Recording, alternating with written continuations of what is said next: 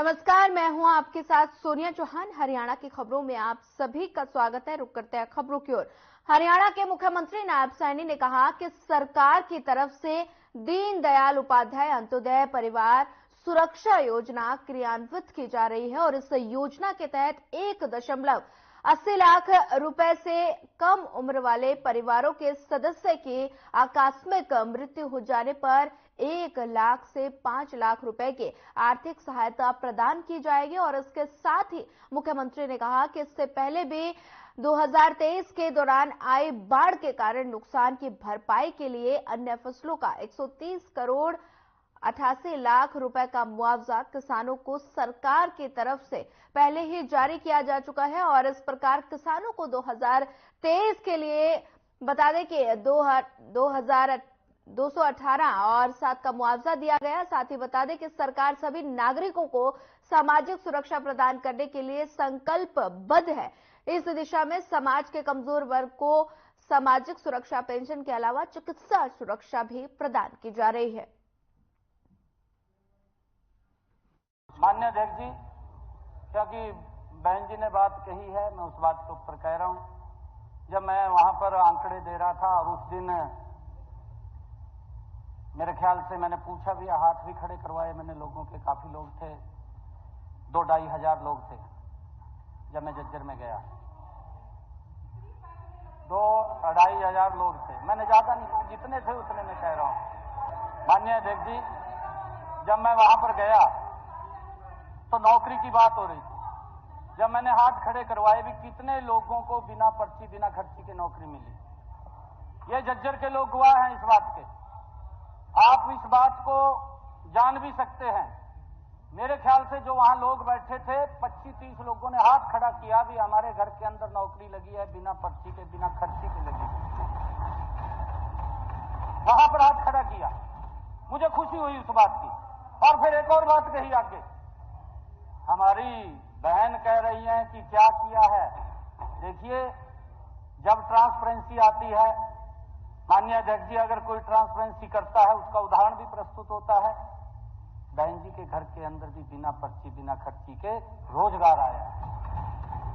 सदन को आदरणीय अध्यक्ष जी, मैं विश्वास दिलाता हूं कि हरियाणा के हर गांव, हर शहर, हर मोहल्ले और हर घर में लोगों के समस्याओं को जिस प्रकार से मनोहर लाल जी ने पहले भी इस काम को आगे बढ़ाया है, हम मजबूती से इस कार्य को और गति से आगे बढ़ाने का काम करेंगे। और आदरणीय मनोहर लाल जी का आशीर्वाद, उनका सहयोग हमारे साथ है। मैंने कहा है, मैंने शुरू में ही कहा है ये बात कि इसी समय की बात है कि जब हमें कहा गया कि आपने दिल्ली जाना है, तो हम दिल्ली चले गए। और दिल्ली के अंदर भी रह करके जो नरेंद्र मोदी जी के नेतृत्व के अंदर काम हुए हैं, आज भारत दुनिया के अंदर चमक रहा है। आज लोगों का एक बड़ा विश्वास आज भारतीय जनता पार्टी की तरफ है। मुझे खुशी है इस बात को कहते हुए। मैं अपनी बात कह करके अपनी वाणी को विराम दूंगा। माननीय अध्यक्ष जी, विकसित भारत संकल्प यात्रा गांव-गांव के अंदर गई है। उस यात्रा के अंदर मैं भी कई जगह शामिल हुआ हूं, गांव के अंदर गया हूं। मैंने पहली बार लोगों के मुख से इस बात को सुना है कि पहली ऐसी सरकार है कि जो गांव-गांव जाकर के, घर-घर जाकर के लोगों को सरकार की योजना के साथ जोड़ रही है। और उनके मुख से मैंने ये भी सुना है, वो लोग बोलते थे कि 2014 से पहले ऐसी बढ़ते हैं अगली खबर की ओर। बीजेपी ने आगामी लोकसभा चुनाव के लिए उम्मीदवारों की दूसरी सूची जारी कर दी है, जिसमें हरियाणा से 6 प्रत्याशियों का ऐलान किया गया है। सिरसा से अशोक तंवर को प्रत्याशी बनाया गया और हरियाणा कांग्रेस के 5 साल प्रदेश अध्यक्ष वो रह चुके हैं। और साथ ही अंबाला से दिवंगत सांसद रतनलाल कटारिया की पत्नी बंतो कटारिया को प्रत्याशी बनाया गया। वहीं हरियाणा के पूर्व मुख्यमंत्री मनोहर लाल करनाल से लोकसभा चुनाव लड़ेंगे। हमीरपुर से केंद्रीय मंत्री अनुराग ठाकुर को प्रत्याशी बनाया गया और हरियाणा में 6 लोकसभा सीटों की घोषणा हुई है।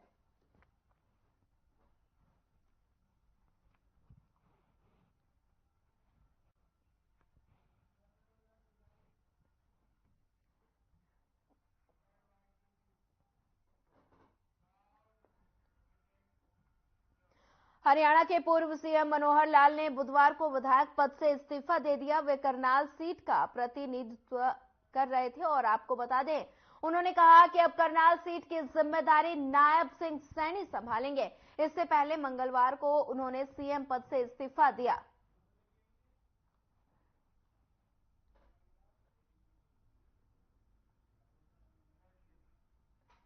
बता दें कि पूर्व सीएम मनोहर लाल ने विधायक पद से दिया इस्तीफा।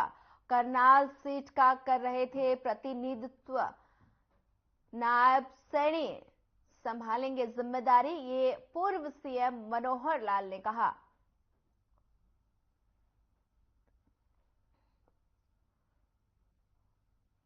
बता दें कि नायब सिंह सैनी संभालेंगे जिम्मेदारी, सीएम मनोहर लाल का ये बयान है। और सीएम बता दें कि पूर्व सीएम मनोहर लाल ने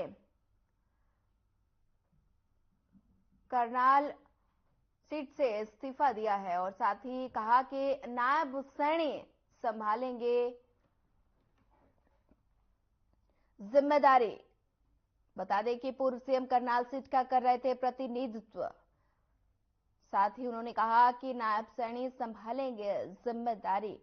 पूर्व सीएम मनोहर लाल ने विधायक पद से इस्तीफा दिया है।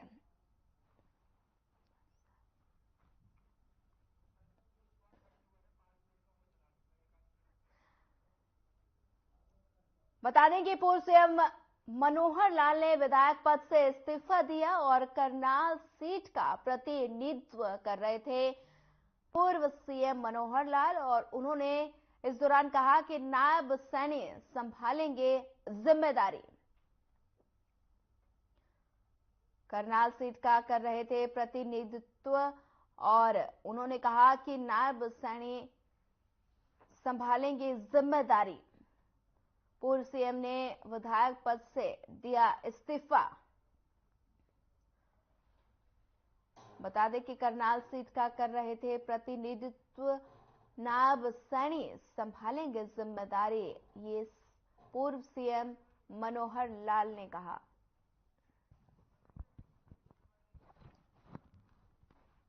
बता दें कि करनाल का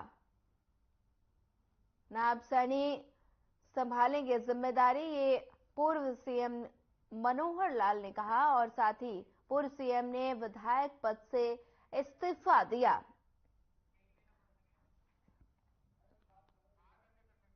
बता दें कि करनाल सीट से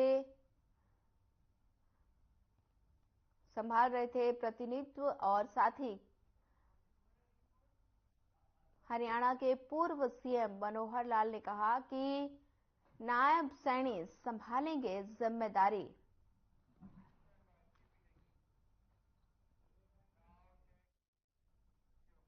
बढ़ते हैं अगली खबर की ओर। खबर चंडीगढ़ से है, जहां बीजेपी ने हरियाणा की 6 लोकसभा सीटों से प्रत्याशी की घोषणा की, जिसे लेकर सिरसा से बीजेपी प्रत्याशी अशोक तंवर से हमारे संवाददाता ने खास बातचीत की।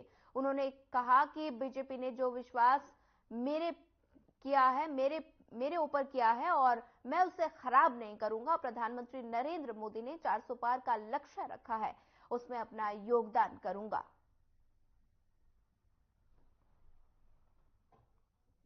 6 सीटों पर अपने उम्मीदवारों की जो है घोषणा कर दी है। सिरसा से भाजपा उम्मीदवार अशोक तंवर इस वक्त हमारे साथ है, उनसे बात करते हैं कि वो अपनी उम्मीदवारी को किस तरीके से देखते हैं। 3 महीने पहले ही भाजपा में करीबन आए थे। सर, आप किस तरीके से देखते हैं? देखिए, जब समय आता है किसी भी चीज का, कहते हैं nobody can stop the idea whose time has come. उसी तरीके से मेरे को भी ऊपर वाला लेके आया इस पार्टी में। मैंने सारे चोर डकैतों को देखा दूसरी पार्टियों में, और जब मैंने देखा कि भाई ये तो सिर्फ नारे देते हैं, ये इनके अंदर कुछ नहीं, ये तो खाली डब्बे हैं। तो एक तरफ खाली डब्बे थे, दूसरी तरफ मोदी की गारंटी थी। मोदी की गारंटी जो देश को 2047 में पूरी दुनिया में शीर्ष पे पहुंचाने की है, अगले 5 वर्षों में तीसरी बड़ी अर्थव्यवस्था बनाने की है, किसान मजदूर गरीब को, नौजवान को, महिलाओं को उनका हक मिले उसकी है, जो इलाके पीछे छूट गए देश के विकास में उनको तेजी से आगे बढ़ाने की है। तो सारी चीजों को देख करके जब हम आए तो बिना शर्त हम तो आए थे। मैं आभारी हूं आदरणीय नरेंद्र मोदी जी का, नड्डा साहब का, अमित शाह जी का, प्रदेश के नेतृत्व का, मनोहर लाल जी का, नायब सैनी जी का, हमारे विप्लव देव जी का और तमाम उन लाखों कार्यकर्ताओं का, साथियों का, क्षेत्र की जनता का, जिन्होंने अपना फीडबैक दिया और उस फीडबैक के आधार पर पार्टी ने फैसला किया। तो उनकी उम्मीदों पर खरे उतरेंगे और जो सिरसा को लेकर के हमारे सपने थे वो भी आने वाले समय में और मजबूती से पूरे करेंगे। सर, आप पहले भी सिरसा में जो है भारतीय जनता पार्टी के खिलाफ जो और बाकी पार्टियों के खिलाफ चुनाव लड़ चुके हैं और अब बीजेपी ने आपको एक जिम्मेवारी दी है। क्या लगता है सिरसा की क्या प्राथमिकताएं जो है रहेंगी? नहीं, सिरसा में देखिए, हमने उस समय हाईवे अनाउंस करवाया। वो हाईवे कुछ हमारे समय में बना, कुछ भारतीय जनता पार्टी ने उसको पूरा किया। डबवाली से लेकर के और पूरा हिसार तक का जो हाईवे था, रेलवे की कनेक्टिविटी और बेहतर हुई। लेकिन अभी भी मैं समझता हूं कि एक पुरानी मांग रही है उस इलाके की कि अग्रवा से लेकर के फतेहाबाद ये रेलवे कनेक्टिविटी के साथ हो। और जिस तरीके से मोदी जी काम कर रहे हैं तेज गति के साथ, जैसे रेलवे का उन्होंने कल ही बात कही कि रेलवे के क्षेत्र में अगले 5 वर्षों में अभूतपूर्व काम होगा। तो अभूतपूर्व काम का जो फायदा है वो सिरसा में मिलेगा। सिरसा कृषि प्रधान इलाका है। सिरसा कृषि के क्षेत्र में खासतौर से गेहूं के उत्पादन में पूरे देश में नंबर 1 रहा 3 साल तक जब मैं सांसद था। कॉटन हम पूरे भारत का जो है वो कपास 10% हरियाणा पैदा करता है, उसका 50% केवल सिरसा पार्लियामेंट में है। टेक्सटाइल इंडस्ट्री की जरूरत है, तो इंडस्ट्रियलाइजेशन हो, रोजगार के अवसर मिले और किसान को उसकी फसल का और बेहतर मूल्य मिले, तो ये सारी चीजें सपने पूरे रहेंगे। सीएम में जो एक बदलाव किया गया है पिछले 2 दिन से, जो एक घटनाक्रम चल रहा था, उसके बाद आज नायब सैनी को जो मुख्यमंत्री बना दिया गया, इस बीजेपी के पैटर्न को कैसे देखते हैं? कांग्रेस से क्या तुलना करेंगे? देखिए, कांग्रेस में तो इतने में खून खराबा हो जाता। वहां तो जैसे पाकिस्तान में, बांग्लादेश में कू होता है ना, ऐसे ही ये कू कांग्रेस का कू कर देते हैं। तो यहाँ तो बिल्कुल जो है सत्ता हस्तांतरण जो हुआ है वो प्यार के माहौल में, एक आत्मीयता के माहौल में, कोई किसी तरीके के अनुशासनहीनता नहीं रही। तो ये बहुत बड़ी बात है जो कांग्रेसियों को सीखनी चाहिए। हालांकि वो सीखते नहीं है, वो कहते हैं हम सिखाएंगे, भ्रष्टाचार सिखाएंगे, देश लूटना सिखाएंगे, कैसे अपने लोगों को मारा जाता है उसको कैसे। बच्चा खानी पार्टी है तो वो तो फिर क्या करेगी आप सोच सकते हो। सर, मेरा आखिरी सवाल है, जो वर्तमान लोकसभा चुनाव के लिए जो एक परिदृश्य पूरे देश में बना हुआ है, एक तरफ बीजेपी कह रही है हम 400 पार जो है वो सीटें जीतेंगे, ऐसे में आप कांग्रेस को किस तरीके से देखते हैं? कितनी सीटों पर वो हरियाणा और देश के अंदर आपको दिखाई दे रही है? हम नहीं देखेंगे। उनके जो खुद इंडी गठबंधन के जो अलाइज थे उन्होंने देख लिया और इसलिए छोड़ छोड़ के भागे। ममता बनर्जी ने खुद कहा है ये कि 40 सीटें भी नहीं आएंगी इनकी। तो अब आप लगा लो 40, तो खुद जो उनके सहयोगी है वो बता रहे हैं, और जनता जब देगी तो कितनी देगी। तो विपक्ष पूरी तरीके से दिशाहीन है। वो केवल और केवल गाली गलौज मोदी जी को देने में, देश को कैसे कमजोर किया जाए, कैसे जो है देश के टुकड़े टुकड़े करने वाले लोगों को कैसे मदद की जाए, उसके ऊपर वो है। और फॉरेन एजेंसीज के साथ उनके सुर में मिलाकर के देश को कमजोर करने वाली जो ताकतें हैं उनके साथ इनका अलायंस है। तो ये थे हमारे साथ सिरसा से भारतीय जनता पार्टी के प्रत्याशी अशोक तंवर, जिनका कहना था कि बीजेपी ने सिरसा से उनको प्रत्याशी बनाकर जो विश्वास जताया है वो उसको पूरा करने की पूरी कोशिश करेंगे। चंडीगढ़ से हर खबर के लिए ओपी शर्मा। चलिए, इस वक्त आपको बड़ी खबर से रूबरू करवा देते हैं। बड़ी खबर इस वक्त की आपको बता रहे हैं। सीएम नायब सैनी चंडीगढ़ से दिल्ली के लिए हुए रवाना। बड़ी खबर, अहम जानकारी। सीएम बनने के बाद नायब सैनी का पहला दिल्ली दौरा। बीजेपी शीर्ष नेतृत्व और केंद्रीय मंत्रियों से कर सकते हैं मुलाकात। बड़ी खबर, अहम जानकारी, बड़ा अपडेट। मुख्यमंत्री नायब सैनी चंडीगढ़ से दिल्ली के लिए हुए रवाना। सीएम बनने के बाद नायब सैनी का पहला दिल्ली दौरा। बीजेपी शीर्ष नेतृत्व और केंद्रीय मंत्रियों से कर सकते हैं मुलाकात। बड़ी खबर, अहम जानकारी आपके टेलीविजन स्क्रीन पर। मुख्यमंत्री नायब सैनी चंडीगढ़ से दिल्ली के लिए हुए रवाना। सीएम बनने के बाद नायब सैनी का पहला दिल्ली दौरा। बीजेपी शीर्ष नेतृत्व और केंद्रीय मंत्रियों से कर सकते हैं मुलाकात। बड़ी खबर, अहम जानकारी, बड़ा अपडेट आपकी टेलीविजन स्क्रीन पर। मुख्यमंत्री नायब सैनी चंडीगढ़ से दिल्ली के लिए हुए रवाना। सीएम बनने के बाद नायब सैनी का पहला दिल्ली दौरा। बीजेपी शीर्ष नेतृत्व और केंद्रीय मंत्रियों से कर सकते हैं मुलाकात।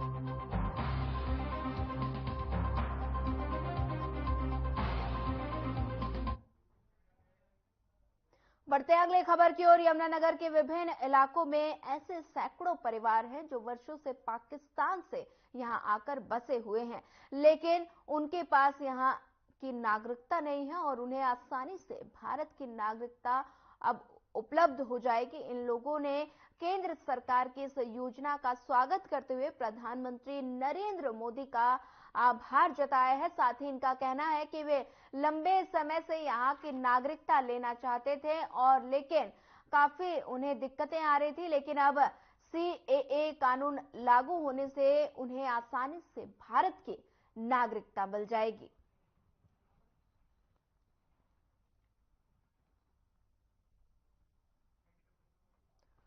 बता दें कि पीएम मोदी का आभार जताया है और साथ ही सीएए कानून लागू होने से सैकड़ों परिवार ने खुशी जताई है।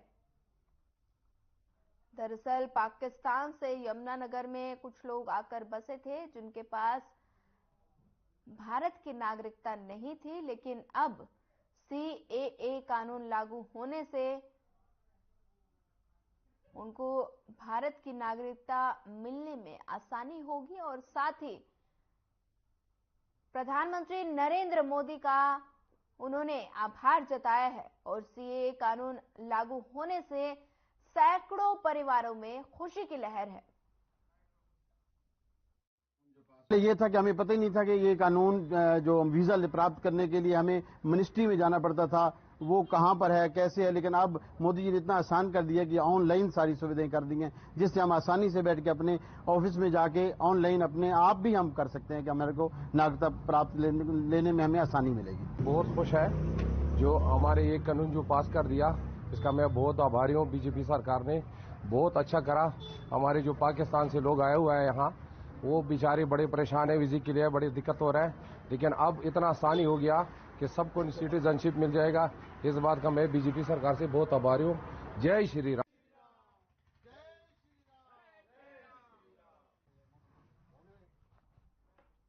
नानोद में गांव बास टोल प्लाजा पर किसानों का एमएसपी और अन्य मांगों को लेकर 14 फरवरी से धरना प्रदर्शन जारी है, जिसको लेकर टोल प्लाजा पर हरियाणा की खापों की एक महापंचायत हुई और इस महापंचायत में हरियाणा के सभी खापों की तरफ से चुनी गई 11 सदस्यीय कमेटी पहुंची और कमेटी के सदस्यों ने महापंचायत में 3 फैसले लिए, जिसमें खापों की तरफ से किसान संगठनों को 16 मार्च तक का समय दिया गया कि वो एक मंच पर आए और एकजुट हो जाएं। जब तक खाप फैसला नहीं लेती तब तक धरना शांतिपूर्वक चलता रहे और साथ ही तीसरा, जब तक सभी किसान संगठन मंच पर नहीं आते तब तक कोई भी खाप किसी से संगठन के काल का समर्थन नहीं करेगी।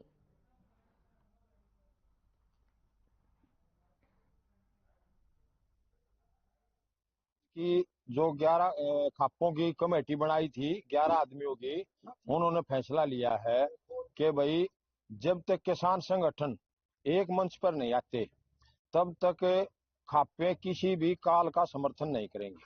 टोल इतने धरना जो है ना वो शांतिपूर्वक जारी रहेगा। खापे ये चाहती हैं भाई जो किसान संगठन है वो सभी एक होकर के आए और जितनी भी खापे हैं वो किसानों के साथ हैं। 16 मार्च तक नहीं लिया खापो कमेटी ने है ना सभी किसान संगठनों को टाइम दिया हुआ 16 मार्च तक का। अगर वे एक मंच पर होके आएंगी उसके बाद खापे अगला अपना रणनीति आगे बढ़ाएं।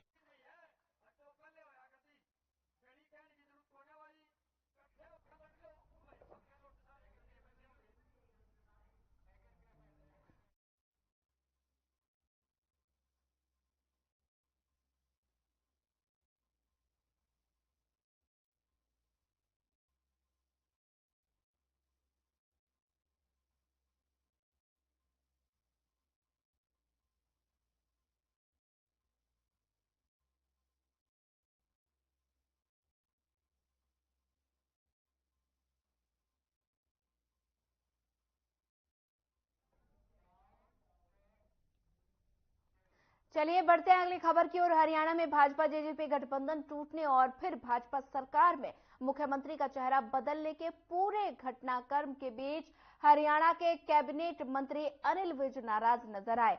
चंडीगढ़ में विज बीजेपी के बैठक के बीच में ही छोड़कर आ गए और अपनी निजी कार से वो अंबाला वापस आ गए। और इसमें बड़ी बात यह है कि विज अपनी सरकारी गाड़ी को वहीं चंडीगढ़ छोड़ाए और अपनी डिजायर कार से अंबाला पहुंचे।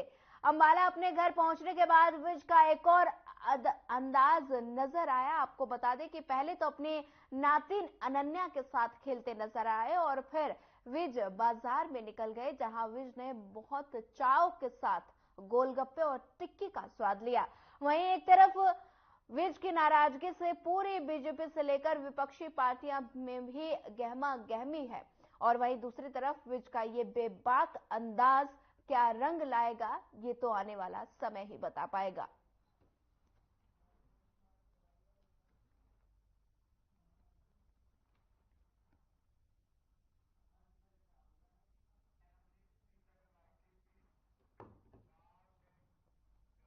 हरियाणा के अंबाला कैंट रेलवे स्टेशन पर सोमवार को आरपीएफ पोस्ट के सामने एक युवक रेल के ओवरहेड वायर के पोल पर चढ़ गया और लटकते ही बिजली की चपेट में आने से जोरदार धमाका हुआ।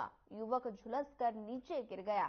गंभीर हालत में युवक को चंडीगढ़ पीजीआई रेफर किया गया, लेकिन सिविल अस्पताल में उसने दम तोड़ दिया। वहीं पूरी घटना का वीडियो सामने आया है, जहां एसएचओ थाना जीआरपी धर्मवीर ने बताया कि ये एक प्रवासी मजदूर था जो स्टेशन पर खंबे पर चढ़ गया और उतरते समय उसके हाई वोल्टेज तार से पैर टकरा गया और उसे करंट लग गया, जिससे ये झुलस गया और गिर गया, नीचे गिर गया। साथ ही बता दें कि अस्पताल उसे पहुंचाया गया, जहां पर इसकी इलाज के दौरान मौत हो गई।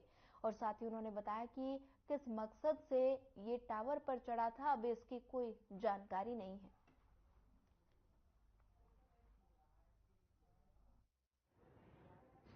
जो प्रवासी मजदूर था जो खंबे पर चढ़ गया था, और चढ़ने के बाद इसने पैर नीचे किया, जिससे इसके पैरों में करंट लग गया, जो 25,000 वोल्ट का था। और गाड़ी उसमें करंट में लगते ही इसको खून चूस कर नीचे फेंक दिया था उसने।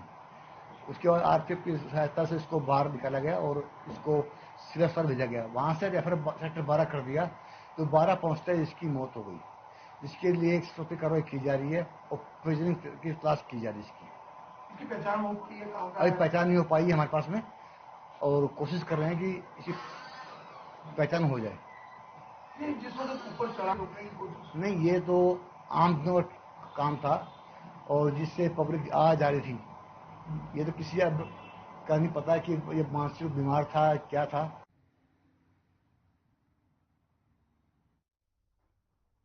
लोकसभा चुनाव नजदीक है, सभी राजनीतिक दलों की गतिविधियां तेज हो चुकी है और इसके साथ इंडियन नेशनल लोकदल के पार्टी के कार्यकर्ताओं और पदाधिकारियों की भी गतिविधि तेज हो गई है। साथ ही इनेलो के राष्ट्रीय अध्यक्ष एवं पूर्व मुख्यमंत्री ओम प्रकाश चौटाला और पार्टी प्रधान महासचिव अभय चौटाला के निर्देशानुसार पार्टी के 5 सदस्यीय कमेटी राज्य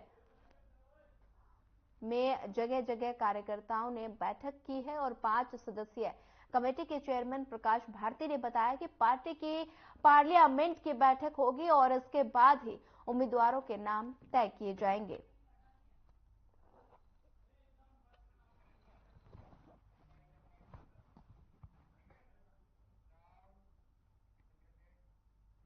फिलहाल इस बुलेटिन में इतना ही। ज्यादा खबरों के लिए बने रहिए हमारे साथ। नमस्कार।